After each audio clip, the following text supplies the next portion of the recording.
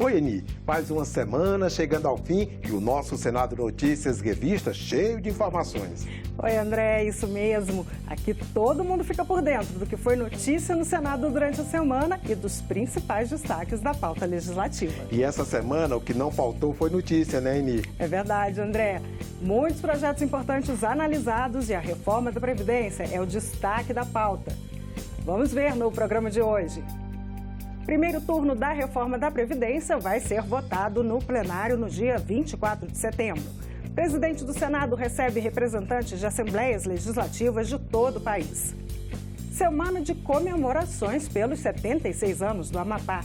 Sessão especial, plantio de árvore e exposição marcam as atividades. O Senado Notícias Revista começa agora.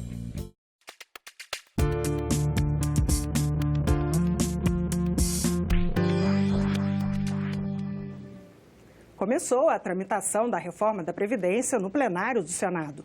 A primeira sessão de discussão da proposta de emenda à Constituição foi uma sessão de debates temáticos que durou mais de 7 horas. 3 convidados a favor da proposta e outros 3 contrários foram ouvidos pelos senadores. Os parlamentares ainda puderam dar opiniões e questionar os especialistas.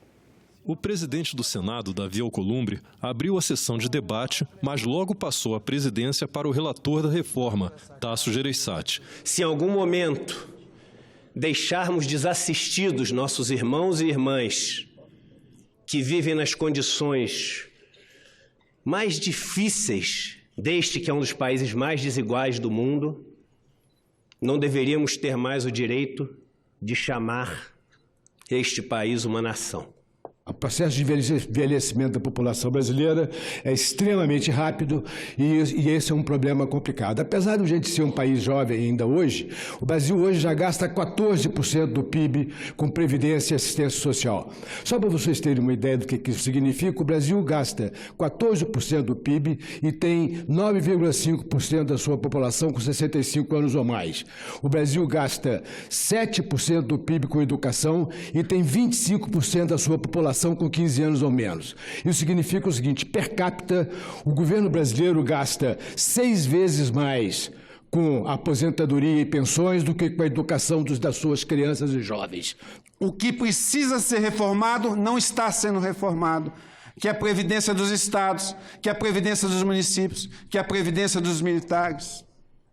E nós estamos reformando o que já foi reformado, o regime próprio do servidor público civil federal e o regime geral da Previdência Social. Nos últimos 20 anos, nós tivemos 7 emendas constitucionais que reformaram esses 2 sistemas.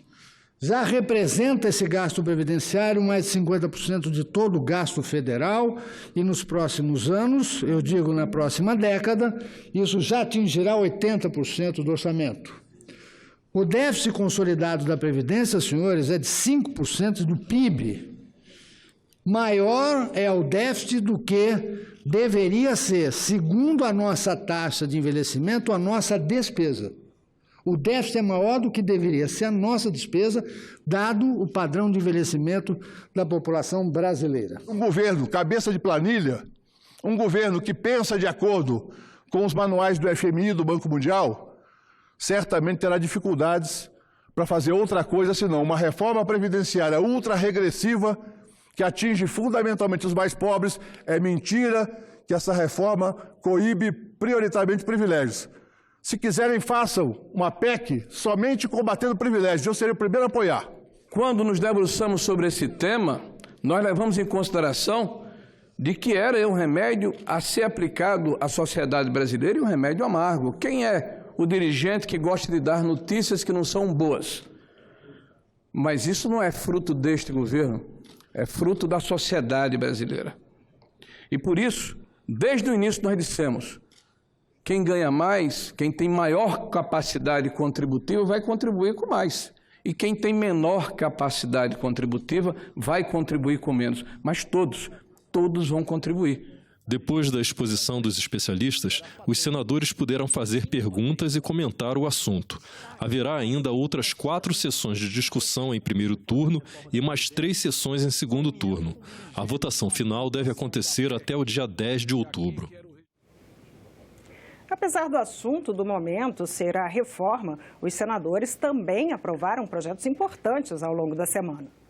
Eni, no plenário, eles aprovaram a atualização da Lei Geral das Telecomunicações, que segue para a sanção presidencial.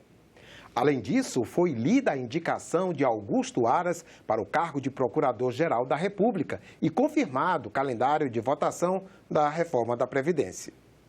Os senadores aprovaram o projeto que moderniza a Lei Geral das Telecomunicações. Ele transfere a infraestrutura de telecomunicações da União para as concessionárias. Em contrapartida, essas empresas devem investir na expansão dos serviços e ampliar a banda larga no país, democratizando o acesso à internet móvel e chegando ao 5G. E vai destravar importantes investimentos no setor de telecomunicações. Afirmo mais, senhor presidente.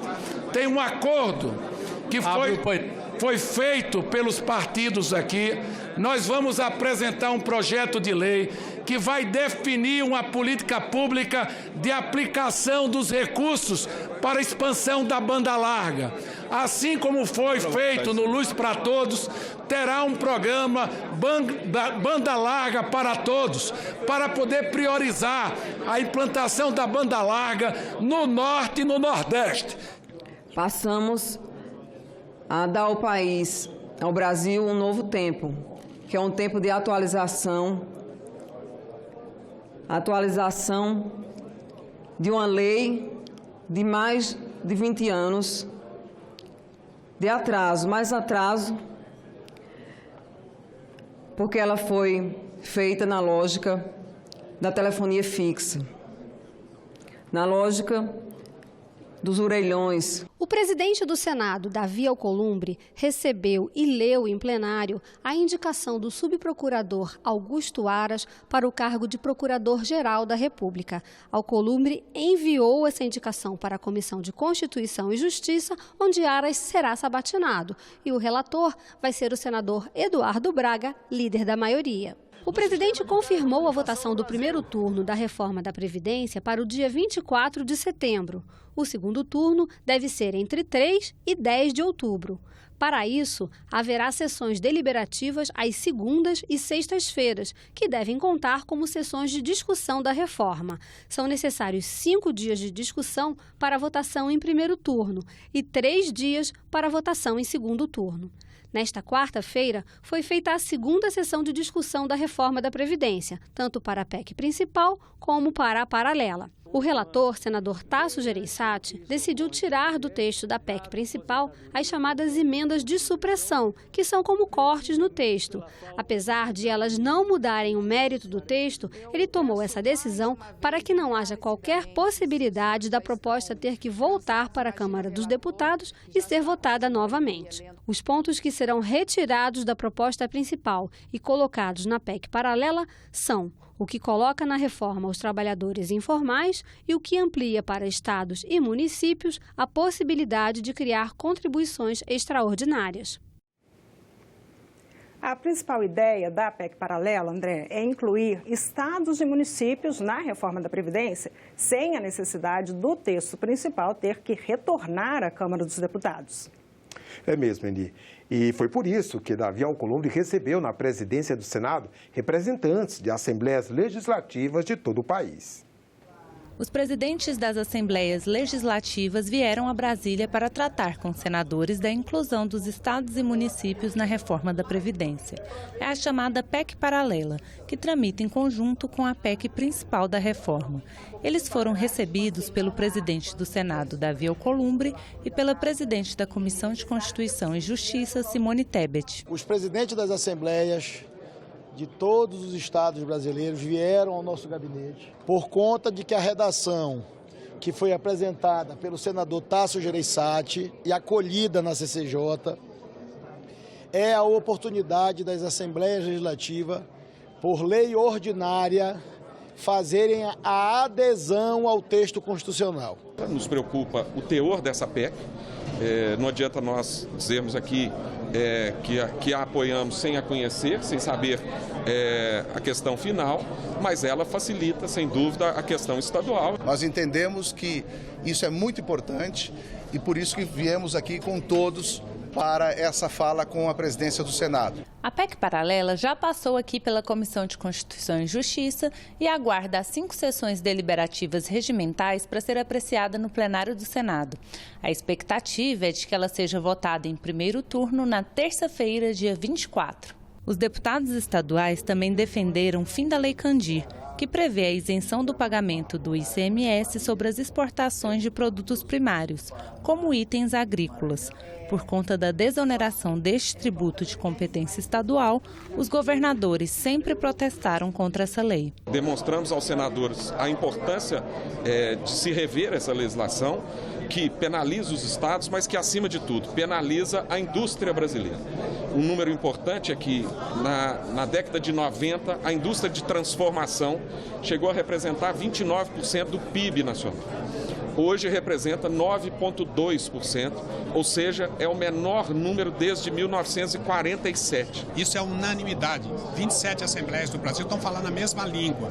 Não pode fingir que está pagando e não pagar nada. E o Estado está bancando a balança comercial do país e tendo que tem dívida com o governo federal. Então é basicamente isso. Nós queremos receber a nossa parte. O que nós queremos é que cada Estado possa fazer a sua legislação em relação a esse tema. André, outro tema que está em alta desde o início da semana é a possibilidade de recriação da contribuição provisória sobre movimentação financeira, a CPMF. Isso mesmo, Eni. Esse é um tema que divide opiniões no Senado. O presidente Davi Alcolumbre disse que a demissão do secretário da Receita Federal, Marcos Cintra, não atrapalha o diálogo com o governo sobre a reforma tributária. Tanto a Câmara quanto o Senado discutem propostas para mudar as regras tributárias no país. O governo também deve encaminhar uma proposta de reforma ao Congresso. A criação de um novo imposto, nos moldes da extinta CPMF, vem sendo estudada pelo ministro Paulo Guedes como forma de compensar uma redução de tributos sobre a folha de salários. O imposto estava sendo chamado de ITF, Imposto sobre Transações Financeiras. O anúncio da medida, segundo o governo, de forma antecipada pela equipe da Receita Federal, provocou a demissão do secretário Marcos Cintra. Pelo Twitter, o presidente Bolsonaro disse que não haverá recriação da CPMF ou qualquer aumento da carga tributária na reforma, e que o motivo da demissão de Marcos Cintra foram as divergências em torno do projeto que o governo deve encaminhar à Câmara. A CPMF, chamada de Imposto do Cheque, foi criada em 96 como fonte de recursos para a saúde, previdência social e fundo de erradicação da pobreza. Em 2007, o Senado rejeitou a proposta de prorrogar a cobrança da CPMF. A possibilidade agora da volta de um imposto sobre movimentações financeiras provoca polêmica. Agora, apresentar uma solução para o país, dando um novo imposto, justamente para quem já paga muito imposto, não é justo. O correto de um novo imposto seria para os bancos, que só o ano passado lucraram 98 bilhões de reais no seu lucro líquido e que é inaceitável para um país que tem aí uma larga escala de trabalhadores desempregados, empresas fechando e uma crise econômica aguda profunda. Eu sou a favor desse imposto sobre pagamento, principalmente porque esse imposto ele é um chip que se coloca no dinheiro. Por onde o dinheiro anda, você sabe por onde ele andou.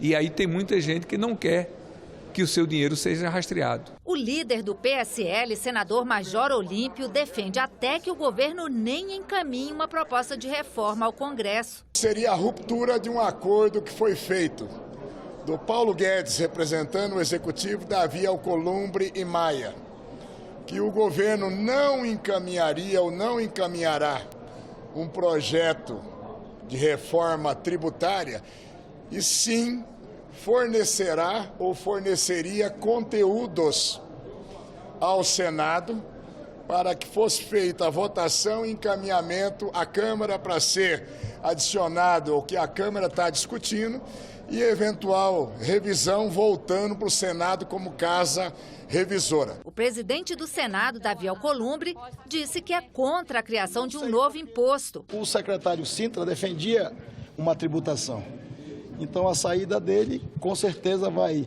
compactuar com a minha tese, que os brasileiros não aguentam mais pagar impostos. Sobre a demissão do secretário Marcos Cintra, Alcolumbre afirmou que isso não atrapalha o diálogo com o governo sobre a reforma tributária. O Senado continuará aguardando o próximo interlocutor para essa matéria, para a gente tratar em comum acordo com o governo e construir um texto de consenso. Você acredita em reforma concluída ainda esse ano? Estamos no Senado, nós estamos trabalhando para isso. Depois de um intenso debate, a votação de um projeto que altera regras da TV por assinatura acabou sendo adiada mais uma vez na Comissão de Ciência e Tecnologia, André. É isso mesmo, Eni. Os senadores têm dúvidas sobre a necessidade de impor cotas de conteúdo nacional na programação veiculada por aplicativos de internet. Esqueça, se possível, as cores da camisa. Toda semana, em todo o país, acontece um espetáculo de sons e imagens que envolve milhões de pessoas e é também um negócio milionário no qual ninguém gosta de perder. Pois é, e quem por uma ou outra razão ficou do lado de fora do estádio, vem ganhando mais e mais opções. Por exemplo, as transmissões via internet dos aplicativos. Os preços são atraentes e o cardápio é variado. Esportes, filmes, séries. E o espectador não tem que aderir aos combos da TV paga. R$ 9,90 por mês. Uma gigante do e-commerce anuncia sua plataforma de vídeos on demand. As TVs por assinatura reclamam da concorrência de quem não paga ICMS, nem tem obrigações como assistência técnica, nem cota de programação nacional. Isso porque as transmissões via rede não se enquadram na lei do SEAC. Se esse projeto de lei passar, for aprovado, o mesmo grupo econômico vai poder exercer todas as atividades da cadeia, poderá produzir, programar, empacotar e distribuir conteúdo. O projeto elimina as restrições à propriedade cruzada de distribuidoras e produtoras de conteúdo audiovisual estabelecidas na lei de 2011. Mas a discordância ocorreu em outro ponto. Como o relatório separa os conteúdos veiculados via internet das obrigações das TVs por assinatura, os senadores manifestaram dúvidas sobre a inclusão desse item e de suas possíveis consequências. A nossa posição não é contra isso, necessariamente. É que nós vamos jogar um dos tipos de veiculação no limbo regulatório. Não vai estar regulado. Na verdade, alguns podem até ver isso como uma burla mesmo. Porque, aos poucos, o mercado audiovisual, radiodifusão, vai dissolver e vai todo emergir para a internet. Nós temos hoje uma obrigatoriedade de que as empresas produtoras de conteúdo respeitem um percentual para a produção nacional. Porque o que está colocando aqui é que se nós não criarmos, senhores senadores, regras não para proteger, mas para incentivar o audiovisual nacional, nós vamos fazer com que tudo que venha de fora, que é mais barato, o que eu me permito chamar de junk food, se torne o conteúdo da televisão brasileira. Como não houve acordo para a votação, a comissão decidiu adiar a discussão do projeto de lei para a próxima semana. Mais rigor para agressores de mulheres e para torcidas organizadas que cometem atos de violência, inclusive em treinos e aeroportos. E a regulamentação da prática do nudismo. Projetos analisados pela Comissão de Constituição e Justiça. O texto estabelece que os espaços naturistas deverão ser autorizados pelo poder público, estar devidamente sinalizados e situados em áreas destinadas exclusivamente para a prática. As autoridades municipais poderão condicionar a licença a determinados limites de área ou períodos do ano. De acordo com o projeto, menores de idade só poderão frequentar espaços naturistas acompanhados dos pais ou responsáveis. O naturismo moderno é bem organizado e difundido em todos os continentes, ocorrendo congressos mundiais desde o ano de 1951. No Brasil existem 17 associações em 9 estados e no Distrito Federal. Estabelece limites para o naturismo no Brasil. E as circunstâncias. Isso aí significa que não liberou geral, como poderia haver o risco no país. Senadores também aprovaram um projeto que prevê regras mais rígidas para punir atos violentos praticados por torcidas organizadas. Além de ampliar os casos passíveis de punição, o texto aumenta de 3 para 5 anos o afastamento das torcidas condenadas por violência em eventos esportivos. Ex-jogadora de vôlei, a senadora Leila Barros foi a relatora da proposta que veio da Câmara. É muito comum, né, que atletas, dirigentes, eles sejam alvos de torcidas organizadas saindo de aeroportos.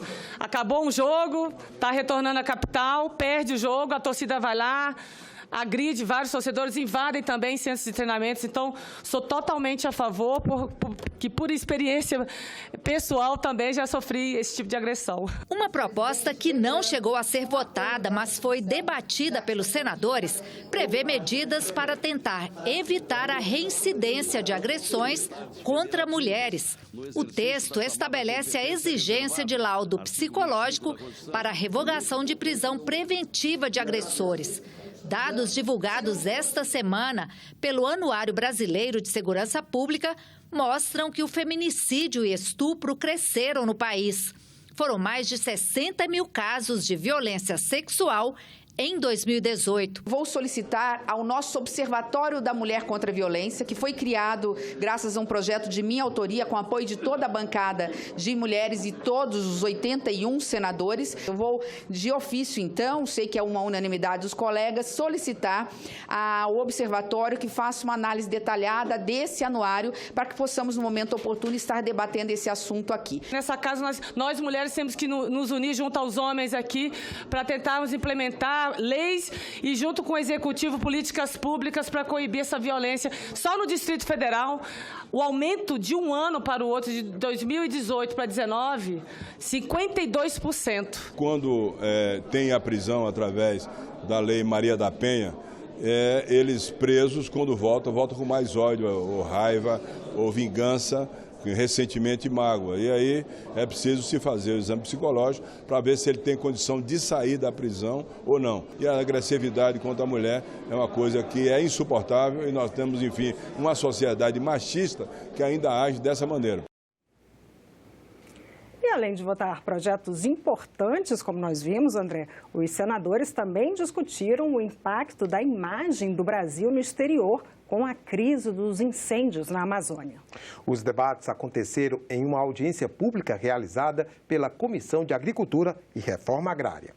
Após a crise do fogo na floresta, a Presidência da República criou uma campanha para combater a visão negativa sobre o Brasil, sobretudo em países da União Europeia, e em especial contra a agropecuária brasileira. O Brasil alimenta 1,2 bilhão de pessoas e usa só 7,8% das suas terras com lavoura. E tem sinais de que tem interesses econômicos em relação a essa desconstrução do Brasil. O Brasil, na agricultura, é comparado internacionalmente ao que a China é na indústria.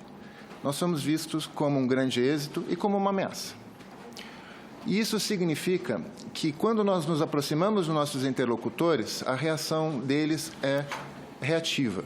Na Amazônia, 85% da Amazônia, do bioma amazônico, ainda está preservado. O agronegócio na Amazônia é ínfimo. 0,9% da área da Amazônia tem agricultura, que é no Pará e Rondônia, e 0,1% é pecuária. A estratégia é mostrar que 90% do crescimento da produção agropecuária se deu sobre áreas de pastagens e não sobre as de preservação. Quanto mais intensivo o nosso setor for, mais sustentável ele vai ser. E o Acordo de Paris expressa exatamente isso. E o nosso grande desafio é combater a ilegalidade, que é algo localizado, marginal, que não representa a nossa agricultura brasileira, mas que tem um grande potencial de impactar a nossa imagem. A nossa meta para 2030, indicativa ainda, a ser confirmada, de 43% de redução das emissões de gases de efeito estufa, é extraordinária. Nenhum país rico, nenhum país em desenvolvimento, nenhum país grande, nossos competidores na área agrícola, nenhum deles tem compromisso similar. A Confederação da Agricultura e Pecuária do Brasil cobra mais assistência técnica para os cerca de 500 mil produtores rurais da Amazônia brasileira. Existem em torno de 3.500 assentamentos rurais que as pessoas estão lá jogadas lá sem nenhuma espécie de assistência. Quando surge alguém é para trazer um auto de infração. Utiliza-se quando o pequeno produtor que não tem maquinário, não tem condições e acaba fazendo o uso do fogo, da queima controlada no seu imóvel, ele acaba sendo punido por isso. A senadora Soraya Tronic disse que foi a Alemanha tentar desfazer essa imagem negativa. A guerra que a gente vive é uma guerra de informação, é uma guerra de tecnologia, uma guerra de internet, e nós não sabemos lidar com essa guerra. Quais são as armas para essa guerra? Então nós estamos assim tateando esse novo mundo, e é uma guerra muito pesada que pode destruir uma economia, destruir um país, destruir pessoas, destruir reputações. André, vamos conferir o que mais aconteceu no Senado durante a semana? Vamos, Cine. A Agência Senado noticiou tudo o que rolou de importante por aqui. Vamos conferir agora no nosso Giro de Notícias. É isso aí. Na segunda-feira, o destaque da página da agência era a divulgação do relatório da IFE, a Instituição Fiscal Independente do Senado. Segundo o relatório, ainda é baixo o risco de descumprimento do teto de gastos para 2020, apesar do espaço cada vez mais limitado para a realização de despesas primárias. O gasto discricionário, que inclui os investimentos, vai ficar em nível historicamente baixo no ano que vem. Também, de acordo com o relatório, o consumo das famílias e os investimentos ainda são tímidos e o desemprego continua elevado. Na terça-feira, a Agência Senado destacava a aprovação na Comissão de Educação do projeto que estende às escolas o direito de emitir as carteiras de estudante usadas para reduzir pela metade o valor de ingressos em shows, teatro, cinema e outros eventos culturais. Na avaliação do relator, senador Márcio Bittar, o benefício da meia entrada para estudantes não pode estar vinculado a algumas poucas entidades, como a União Nacional dos Estudantes, UNE, e a União dos Estudantes Secundaristas, UBS. Na quarta-feira, a capa da Agência Senado mostrou que as operadoras de telefonia não vão poder enviar mais de uma mensagem de texto ou de voz por dia para lembrar o cliente que uma conta ainda não foi paga. É o que determina um projeto aprovado pela Comissão de Ciência e Tecnologia. Pelo texto, um novo aviso de cobrança só vai poder ser feito depois de 72 horas da primeira notificação. Caso a empresa descumpra o prazo, vai ter que pagar multa de até 100% do valor do débito não pago para cada mensagem enviada fora do limite permitido. A proposta segue agora para a Comissão de Transparência, Fiscalização e Controle. Já na quinta-feira, um dos principais destaques da página da Agência Senado foi o arquivamento pela Comissão de Direitos Humanos da sugestão popular que buscava liberar o uso recreativo da maconha em território nacional. Por outro lado, os senadores estudam a sugestão apresentada pela Rede Brasileira de Redução de Danos e Direitos Humanos para regulamentar o uso da maconha medicinal e do cânhamo, que é uma variante da cannabis. Para o senador Alessandro Vieira, é essencial superar preconceitos e ideologias para sensibilizar a atenção ao sofrimento dos pacientes. Para ele, o projeto trata objetivamente da função medicinal e não há como negar medicamento para quem precisa.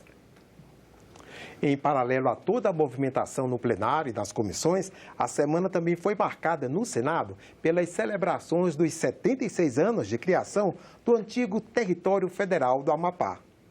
Localizado na região norte do Brasil, o Amapá faz fronteira com o Suriname e a Guiana Francesa e tornou-se estado com a Constituição de 1988, André. Nesta semana tivemos exposição, plantio de bacabeira e sessão especial no plenário. Amapá, onde os hemisférios se encontram. Eis o nome da exposição aberta na terça-feira no Espaço Ivandro Cunha Lima. Telas de pintores do estado com cenas do cotidiano, a riqueza do meio ambiente e das culturas dessa parte do Brasil. O artesanato local também se fez presente.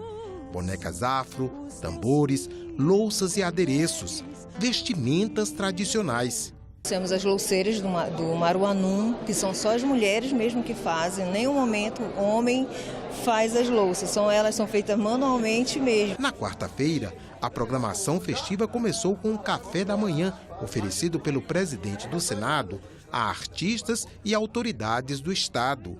Uma muda de bacabeira, a árvore que produz abacaba e tem todo um simbolismo para os amapaenses, foi plantada nos jardins da residência oficial do presidente da casa. Quando os portugueses chegaram lá, os índios se referiam àquele local como Macapaba.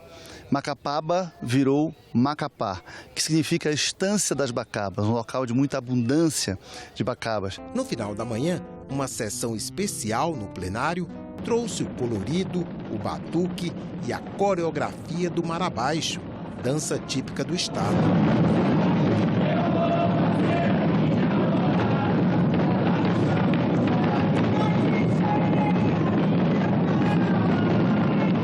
A turma da Mônica, de Maurício de Souza, mostrou que entende de Marabaixo e da cultura amapaense. Nos discursos, gratidão e homenagens, com destaque para a grandeza do Amapá, as riquezas naturais, a presença no parlamento, a história de altivez e nativismo. Somos Brasil porque lutamos para ser Brasil. Nós poderíamos ter nos curvado a bandeira tricolor francesa. Hoje temos com os franceses a melhor das relações, porque este é o momento de apontar uma página dessa longa história também para o futuro.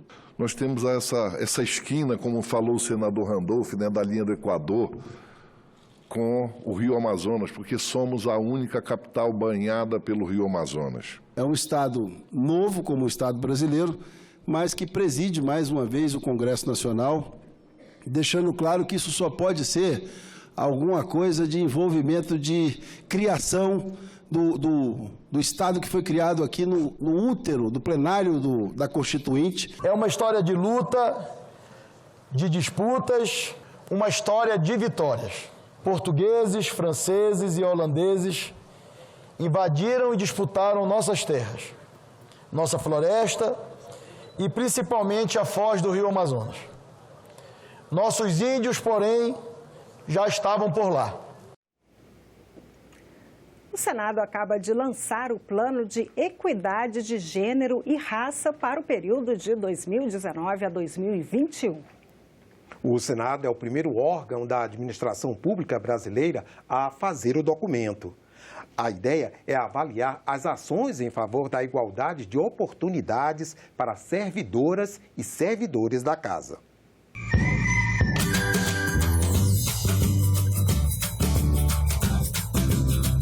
Nós achamos que não deve existir diferença entre homens e mulheres, entre brancos e negros. E na hora que o Senado deu esse palco para que nós atuássemos nessas questões, nós o fizemos. E fizemos porque acreditamos.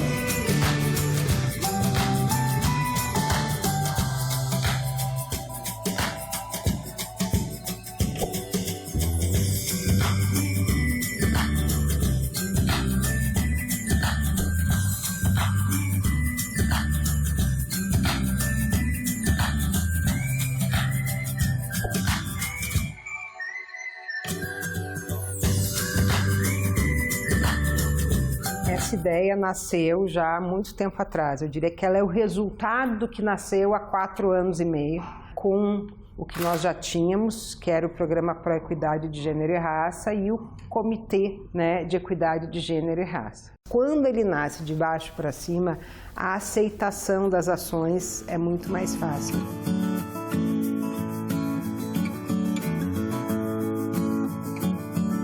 Eu acho que o processo seletivo ele dá condições iguais para todos aqueles que querem assumir novos postos.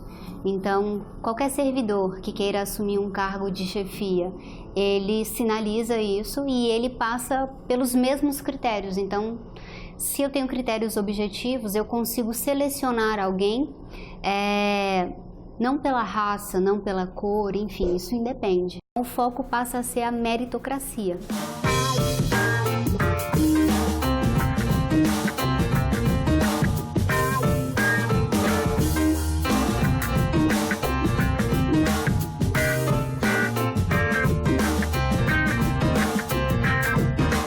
Senado tem uma militância em gênero já bastante reconhecida, mas em raça nós precisamos aprimorar. E ao reconhecermos que nós precisamos melhorar, nós nos predispomos a atuar mais também.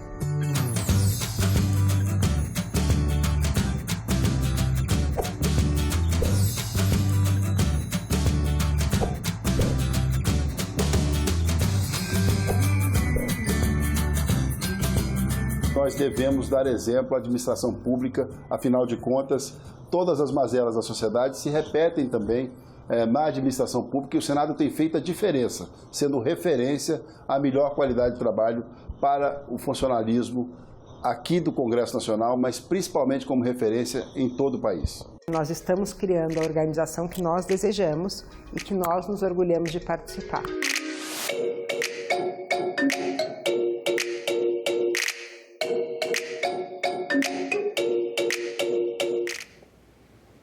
As estantes da Biblioteca do Senado guardam um acervo de obras raras, André.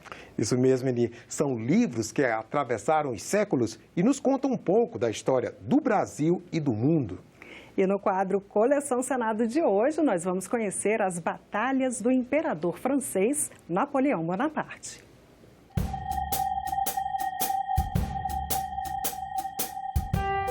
As batalhas de Napoleão Bonaparte na conquista da Europa e do Egito estão descritas no livro Esplendores de Napoleão I. A obra foi impressa em Paris no ano de 1810.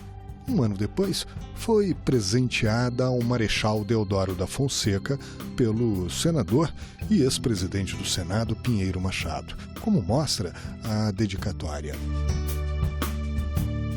A obra foi dedicada a Napoleão III, primeiro presidente francês eleito pelo voto direto e sobrinho do imperador Napoleão Bonaparte. As imagens mostram as conquistas napoleônicas, como a entrada do exército francês em Milão e a tomada do Egito. As gravuras foram produzidas por Andrea Appiani, artista italiano que se inspirava nos renascentistas e era chamado por seus contemporâneos de o pintor da graça. A obra, hoje, faz parte do acervo de obras raras da Biblioteca do Senado Federal.